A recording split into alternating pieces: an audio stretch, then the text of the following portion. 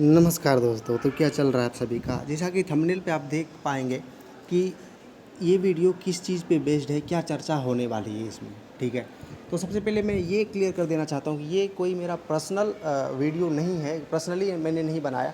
ये उस सारे स्टूडेंट के हित में है, सारे स्टूडेंट के बिहाफ पे है कि जिनका कि सिलेक्शन CHSL के टाइपिंग में हो गया है, और ख़ास करके उन स्टूडेंट के बारे में है कि जो अभी भी चिंतित हैं कि उनका फाइनली सिलेक्शन होगा या नहीं होगा, क्योंकि अभी एक और बार कट ऑफ इंक्रीज़ होना बाकी है। हाँ, कुछ बहुत सारे ऐसे स्टूडेंट होंगे कि जो कि अभी सोच रहे होंगे अरे मेरा तो बहुत सारा पहले ही अच्छे नंबर हैं तो मेरा तो हो जाएगा, बाकी का नहीं पता।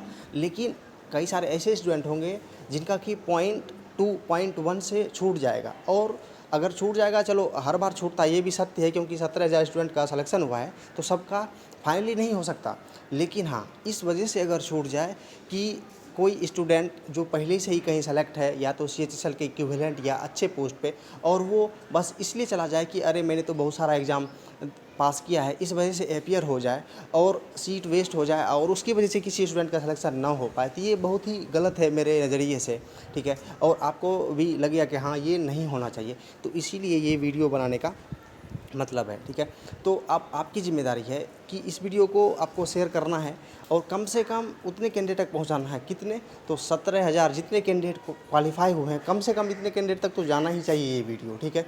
तो वो आप अपनी ज़िम्मेदारी निभाएं, मैं ये वीडियो आगे करता हूँ। देखिए, इसके पहले थोड़ा सा एक बार नज़र डालिए कि थोड़ा सा आप खुश हो सकते हैं कि इस बार का जो है कट ऑफ CHSL 2017 के कट ऑफ से कम जाने वाला है। क्यों कम जाने वाला है, इसका एक तथ्य है, ये देखिए आपके सामने है। जब आप 17 का फाइनल रिजल्ट देखेंगे तो उसमें आपको पता चलेगा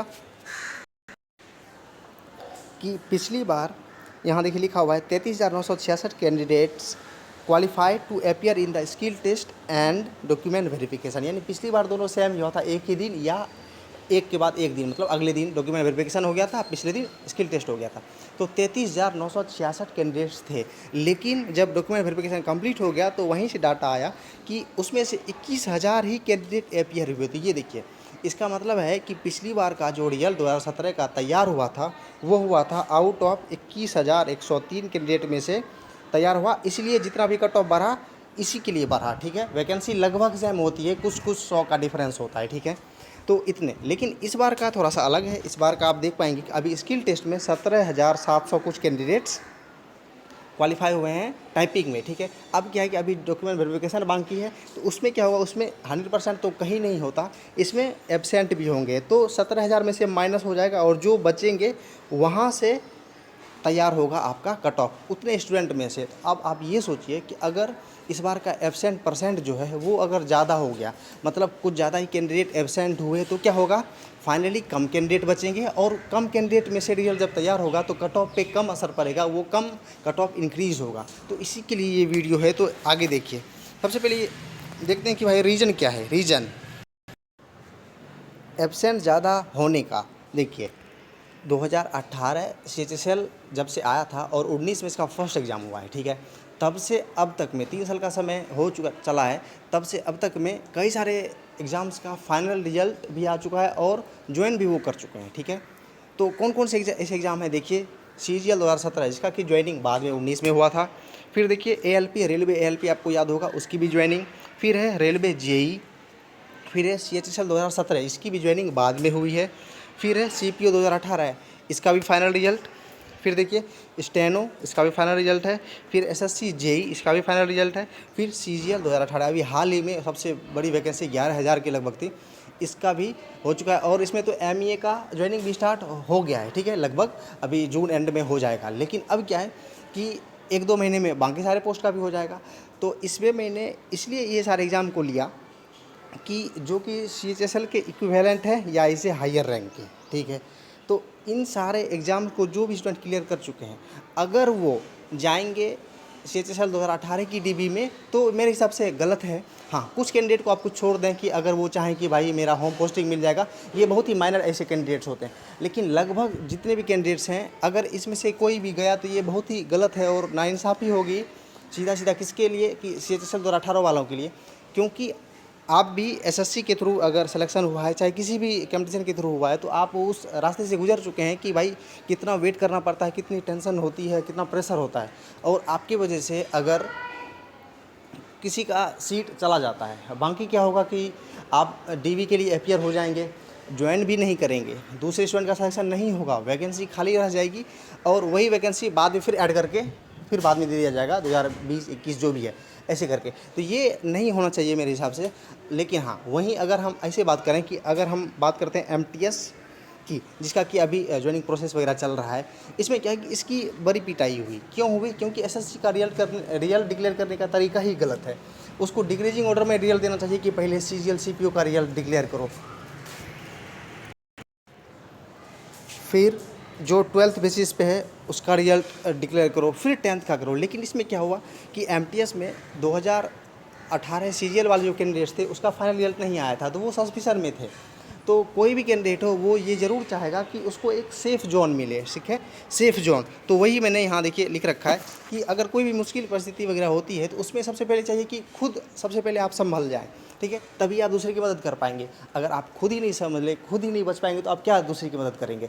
तो वही हुआ कि एमटीएस में लगभग बहुत सारे ऐसे कैंडिडेट ज़रूर होंगे कि जिसका कि सिलेक्शन सीजीएल 2018 में भी हुआ है, ठीक है, फिर भी वो अपीयर हुए, ज़रूर हुए होंगे। भले ही वो ये देखने के लिए अपीयर हुए कि उनका सर्टिफिकेट वगैरह सही है नहीं है, कास्ट सर्टिफिकेट मतलब वैलिड है नहीं है, ये भी चेक करने के लिए। लेकिन अपीयर तो हो गए, अपीयर हो गए तो क्या हुआ, उनको भी लिस्ट में लेके रिजल्ट तैयार किया गया।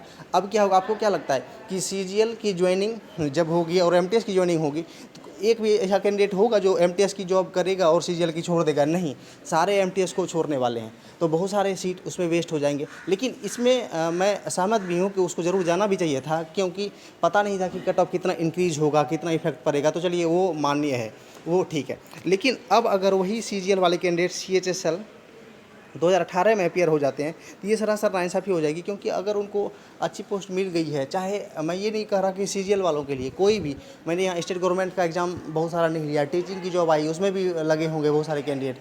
तो हाँ, और मैं ये भी नहीं कहता कि सारे कैंडिडेट ही जो हैं वो अपीयर हो जाएंगे, नहीं, बहुत सारे ऐसे कैंडिडेट होते हैं कि जो बोलेंगे अरे भाई मैं नहीं जा रहा।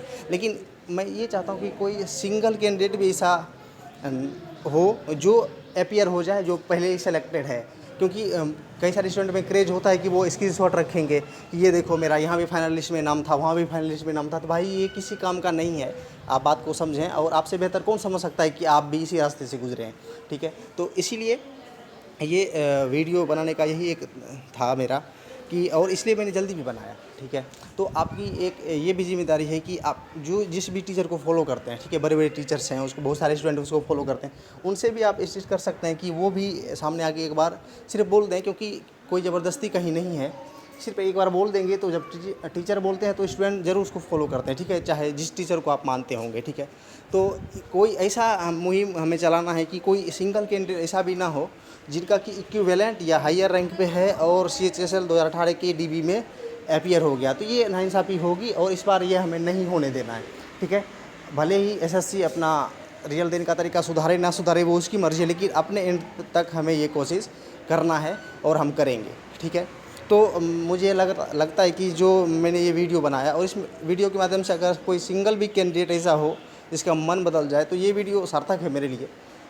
बाकी मैं तो अपने बात से सहमत हूँ तभी मैंने वीडियो बनाया, आप भी सहमत ज़रूर होंगे। तो आपकी अब जिम्मेदारी है जो आपको करना है, ठीक है। फाइनली डिसीजन इज़ योर्स, आपको डिसीजन लेना है कि क्या करना है क्या नहीं करना। इसमें मेरा इतना ही डिस्कस करना था, तो एंड करते सेशन को। थैंक यू, जय हिंद।